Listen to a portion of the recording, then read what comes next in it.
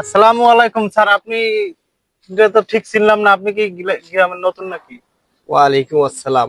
আমি সরকারি অফিসার, এই এলাকা নতুন আসছি আপনাদের এলাকায়। স্যার,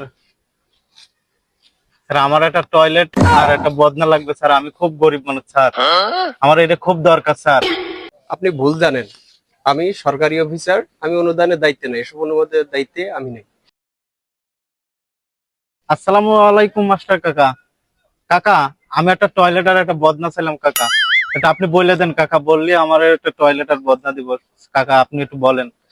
বাস্তা, বিষয়টা আমি দেখতাছি, একটু দাঁড়াও, এই লোকটা কে, একটু পরিচয় নি। আসসালামু আলাইকুম ভাই, আপনি এলাকায় ওয়ালাইকুম আসসালাম। আমি এলাকায় নতুন আসছি, ফরেস্ট অফিসার, সরকারি লোক। আলিম বাস্তা। উনি তো আসলে এই ডিপার্টমেন্টে না, উনি ফরেস্ট অফিসার, উনি বন বিভাগের অফিসার, সরকারি কর্মকর্তা। ঠিক আছে, আসলে উনি এইগুলোর জন্য না।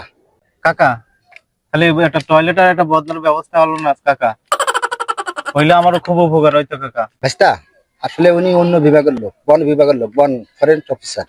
উনি তো এই ডিপার্টমেন্টের লোক না। আচ্ছা, বিষয়টা কাকা, আমার একটা বদনা হলে কাকা খুব উপকার হইতো কাকা। দূর বেটা, একটু দেখেন কাকা। ফরেস্ট অফিসার বেটা না কাকা, একটু দেখেন।